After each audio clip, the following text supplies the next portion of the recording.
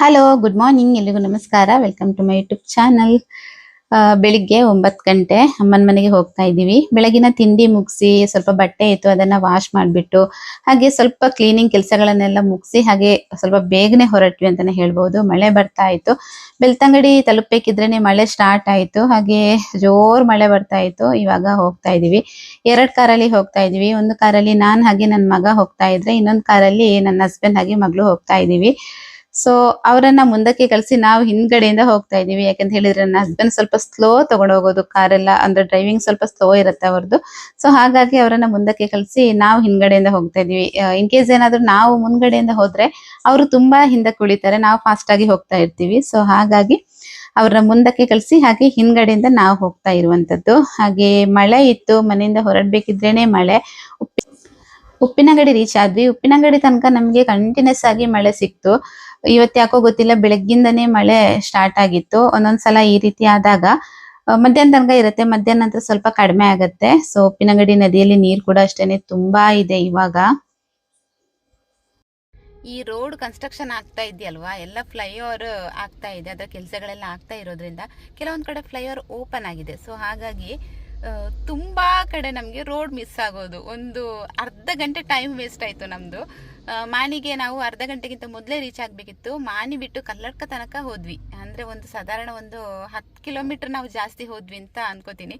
Kalladka city ನೋಡ್ಬೇಕಿದ್ರೇನೆ ಗೊತ್ತಾಗಿದ್ದು ಕಲ್ಲಡ್ಕಕ್ಕೆ reach ಆದ್ವಿ ಅಂತ ಅಂದ್ಬಿಟ್ಟು ವಾಪಸ್ ಅಲ್ಲಿಂದ ತಿರುಗಿಸಿ ಬಂದು ಮಾನಿ ತಲುಪಬೇಕಿದ್ರೆ ತುಂಬಾ ಟೈಮ್ ಹಿಡಿತು. ಅಂದ್ರೆ ಇದೆಲ್ಲ ನಾವು ಬರ್ತಾ ಇದ್ದಂತಹ ರೋಡ್ಗಳು, ಅಂದ್ರೆ ತುಂಬಾ ಸಲ ಈ ಕಡೆಯಿಂದ ಬರ್ತಾ ಇರ್ತಿದ್ವಿ. ಬಟ್ ಇವತ್ತು ಯಾಕೋ ಎಲ್ಲಾ ಕಡೆ ಮಿಸ್ ಆಯ್ತು, ತುಂಬಾ ಕಡೆ ಮಿಸ್ ಆಗಿ ಮತ್ತೆ ಹಾಗೆ ಕೇಳ್ಕೊಂಡ್ ಬಂದ್ವಿ. ಮ್ಯಾಪ್ ಹಾಕಿದ್ರು ಅಷ್ಟೇನೆ ಕರೆಕ್ಟ್ ಆಗಿ ತೋರ್ಸಲ್ಲ, ಅಂದ್ರೆ ಹೊಸ ಹೊಸ ರೋಡ್ ಅಲ್ವಾ, ಕರೆಕ್ಟ್ ಆಗಿ ತೋರ್ಸಲ್ಲ. ಸೊ ಇಷ್ಟು ಕಷ್ಟ ಇಲ್ಲಿ ತನಕ ಪಟ್ಟಿರ್ಲಿಲ್ಲ ನಾವು. ಅಷ್ಟು ಕಷ್ಟಪಟ್ಟು ಹೇಗಾದ್ರೂ ಮಾನಿಗೆ ತಲುಪಿದ್ವಿ. 2 ಕಾರಲ್ಲಿ ಬಂದ್ವಿ ಅಲ್ವಾ. ಈ ಕಾರಲ್ಲಿ ನನ್ನ ಮಗ ಹಾಗೆ ನಾನು ಬಂದ್ವಿ. ಹಾಗೆ ಇನ್ನೊಂದು ಕಾರಲ್ಲಿ ನನ್ನ ಹಸ್ಬೆಂಡ್ ಮಗಳು. ಈ ಕಾರನ್ನ ಮನೆಯಲ್ಲಿ ಇಟ್ಟು ಹೋಗೋದಕ್ಕಿದೆ, ಅಂದ್ರೆ ಅಮ್ಮನ ಮನೆಯಲ್ಲಿ ಇಟ್ಟು ಹೋಗೋದಕ್ಕಿದೆ, ತಮ್ಮ ಬರ್ತಾ ಇದ್ದಾನಲ್ವಾ. ಸೊ ಹಾಗಾಗಿ ನಮ್ಮ ಕಾರಲ್ಲಿ ವಾಪಸ್ ನಾವು ನಾಳೆ ರಿಟರ್ನ್ ನಮ್ಮ ಮನೆಗೆ ಹೋಗೋದಕ್ಕಿದೆ. ಈ ತರ ಒಟ್ಟಿಗೆ ಬಂದ್ವಿ, ಅಂದ್ರೆ ನೋಡ್ಕೊಂಡೇ ಬಂದ್ವಿ ಅಂತ ಹೇಳ್ಬೋದು. ಅಂದ್ರೆ ಅಭ್ಯಾಸ ಇಲ್ಲ ಅಲ್ವಾ ಈ ತರ 2 ಕಾರಲ್ಲೆಲ್ಲ ಬಂದ್ರೆ ಫ್ಯಾಮಿಲಿ ಎಲ್ಲರೂ ಕೂಡ ಒಟ್ಟಿಗೆ ಬರ್ತಾ ಇದ್ವಿ. ಸೊ ಈ ತರ ಎಲ್ಲ ಬರೋದು ತುಂಬಾ, ಅಂದ್ರೆ ಫಸ್ಟ್ ಟೈಮ್ ನಾವು ಈ ತರ 2 ಕಾರಲ್ಲಿ ಬಂದಿರುವಂತದ್ದು. ಸೊ ಹಾಗಾಗಿ ಟೈಮ್ ಇವಾಗ 1 ಗಂಟೆ ಆಗ್ತಾ ಬಂತು. ಅಮ್ಮ ವೆಯ್ಟ್ ಮಾಡ್ತಾ ಇದ್ದಾರೆ. ಅಮ್ಮ ಫೋನ್ ಮಾಡಿ ಕೇಳ್ತಾನೆ ಇದ್ದಾರೆ ಎಲ್ಲಿದ್ದೀರಿ ಅಂತ ಅಂದ್ಬಿಟ್ಟು. ಹೇಳಿದೆ ರೋಡ್ ಮಿಸ್ ಆಗಿದೆ, ಬರ್ತಾ ಇದ್ದೀವಿ ಅಂತ ಅಂದ್ಬಿಟ್ಟು. ಸೊ ಮನೆಗೆ ಹೋಗ್ಬೇಕು, ಊಟ ಮಾಡಬೇಕು. ಅಮ್ಮ ಏನು ಮಾಡಿಟ್ಟಿದ್ದಾರೆ ಅಂತ ಗೊತ್ತಿಲ್ಲ, ತೋರಿಸ್ತೀನಿ ಏನೆಲ್ಲ ಮಾಡಿದ್ದಾರೆ ಅಂತ ಅಂದ್ಬಿಟ್ಟು. ಇವತ್ತು ಮಕ್ಕಳು ಬರೋ ಖುಷಿ ತುಂಬಾನೇ ಇದೆ ಅಮ್ಮನಿಗೆ. ಏನೆಲ್ಲ ಸ್ಪೆಷಲ್ ಮಾಡಿದ್ದಾರೆ ಅಂತ ಗೊತ್ತಿಲ್ಲ. ಮಗ ಸೊಸೆ ಬರ್ತಾ ಇದ್ದಾರೆ, ಮಗಳು ಅಳಿಯ ಮೊಮ್ಮಕ್ಕಳು. ಅದೊಂಥರ ಖುಷಿನೇ ಬೇರೆ ಅಲ್ವಾ ಅಮ್ಮಂದಿರಿಗೆ. ಆ ಖುಷಿನ ಇಡೋದಕ್ಕೆ ಜಾಗನೇ ಇರಲ್ಲ. ಸೊ ಹಾಗಾಗಿ ಬೆಳಿಗ್ಗೆಯಿಂದನೂ ಅಷ್ಟೇನೆ ತುಂಬಾ ಖುಷಿಯಿಂದ ಫೋನ್ ಮಾಡೋರು, ಎಷ್ಟು ಗಂಟೆಗೆ ಬರ್ತಾ ಇದ್ದೀರಿ ಅಂತ ಕೇಳೋರು, ಈ ತರ ಮಾಡ್ತಾ ಇದ್ದಾರೆ. ಸೊ ಅಮ್ಮಂದಿರಿಗೆ ಹಾಗೆ ಅಲ್ವಾ, ಮಕ್ಕಳು ಮನೆಗೆ ಬರ್ತಾ ಇದ್ದಾರೆ ಅಂತ ಹೇಳಿದ್ರೆ ಅದು ಒಂದು ದೊಡ್ಡ ಖುಷಿ ಅಂತಾನೆ ಹೇಳ್ಬೋದು. ಹಾಗೆ ಸಂಜೆ 4:15 ಗಂಟೆಗೆ ಫ್ಲೈಟ್ ರೀಚ್ ಆಗೋದು ಮಂಗಳೂರಿಗೆ. ಸೊ ಹಾಗಾಗಿ ಒಂದು 3 ಗಂಟೆಗೆ ಮನೆಯಿಂದ ವಾಪಸ್ ಹೋಗಬೇಕು, ಮಂಗಳೂರಿಗೆ ಹೋಗೋದಕ್ಕಿದೆ. ವಿಡಿಯೋ ಮಾಡ್ತೀನಿ, ನನ್ನ ನಾದಿನಿನ ತೋರಿಸ್ತೀನಿ. ಮದುವೆ ಟೈಮಲ್ಲೆಲ್ಲ ಕರೆಕ್ಟಾಗಿ ವಿಡಿಯೋನೇ ಮಾಡೋದಕ್ಕಾಗಲಿಲ್ಲ ನನಗೆ. ಸೊ ಹಾಗಾಗಿ ಇನ್ನೂ ವಿಡಿಯೋ ಮಾಡ್ತೀನಿ. ಹಾಗೆ ಒಂದು ಗುಡ್ ನ್ಯೂಸ್ ಕೂಡ ಇದೆ, ನಿಮಗೆ ಕೂಡ ತಿಳಿಸ್ತೀನಿ ಏನಂತ ಅಂದ್ಬಿಟ್ಟು.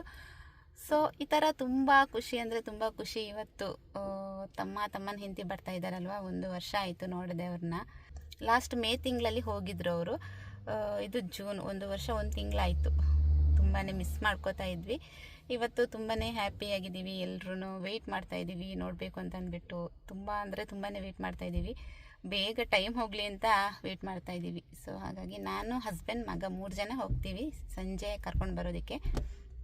ನಮ್ಮ ಮಾಧವಿ ಬರಲ್ಲ, ನಮ್ಮ ಮಾಧವಿ ನೋಡಿ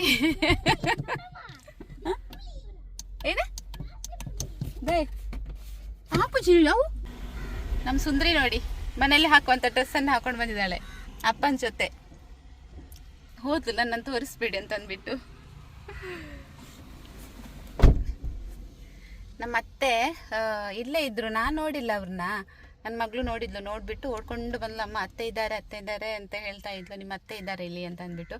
ಸೊ ಫೋನ್ ಮಾಡಬೇಕಿದ್ರೆ ಬ್ಯಾಂಕಲ್ಲಿ ಇದ್ದೀನಿ ಅಂತ ಹೇಳಿದರು. ಹಾಗೆ ಬರ್ತೀನಿ ಅಂತ ಹೇಳಿದರು, ನಿಮ್ಮ ಜೊತೆನೇ ಬರ್ತೀನಿ, ಮನೆಗೆ ಹೋಗೋಳು ನಾನು ಅಂತ ಅಂದ್ಬಿಟ್ಟು. ಹಾಗಾಗಿ ಅವ್ರನ್ನ ಕರ್ಕೊಂಡು ಹೊರಡಬೇಕು. ತುಂಬ ಹಸಿವಾಗ್ತಾಯಿದೆ. ಇವತ್ತು ಬೆಳಿಗ್ಗೆ ಕಡುಬು ಹಾಗೆ ಚಿಕನ್ ಮಾಡಿದ್ದೆ.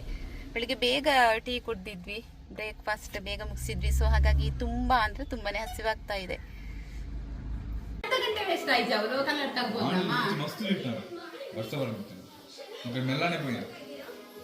ಜ್ಯೂಸ್ ಅಮ್ಮ ಮಾಡಿದ್ದು, ಲೈಮ್ ಜ್ಯೂಸ್.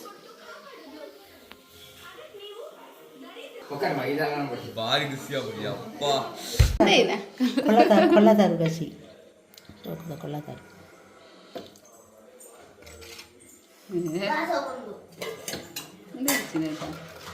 ಅವು ಅವು ಆನ್ಲೈನ್ ಏನು తెలియ ಅಲ್ಲಿ ನಾ ಕಲಿತು ಪಾಠ ಬಿಸಲೆಲ್ಲ ಭಾರಿ ಸೋಕುಂಡು.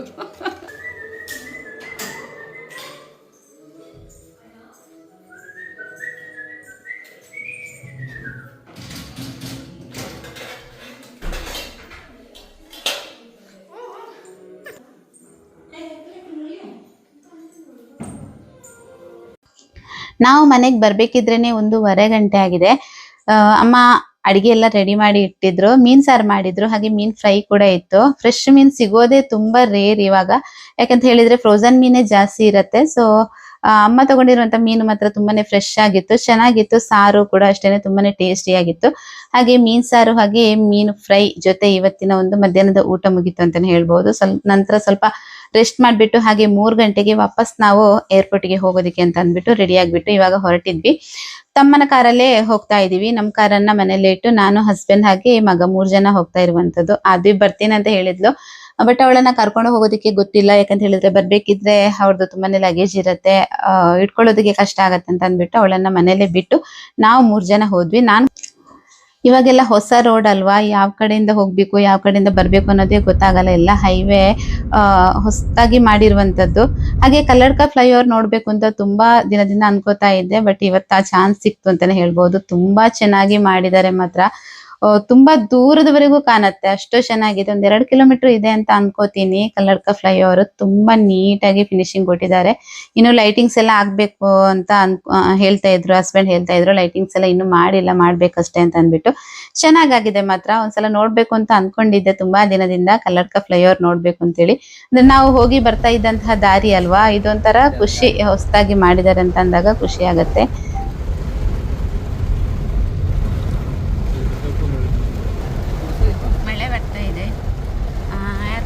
ಆಗೋದಕ್ಕೆ ಇನ್ನೊಂದು 10 ಮಿನಿಟ್ಸ್, 10 ನಿಮಿಷ ಉಂಟಾಗ್ತಾ ಇದೆ. ಏರ್ಪೋರ್ಟ್ ರೀಚ್ ಆಗೋದಕ್ಕೆ ಇನ್ನೊಂದು 10 ಮಿನಿಟ್ಸ್ ಇದೆ ಅಷ್ಟೇನೆ. ಅಷ್ಟರಲ್ಲಿ ಮಳೆ ಸ್ಟಾರ್ಟ್ ಆಯಿತು.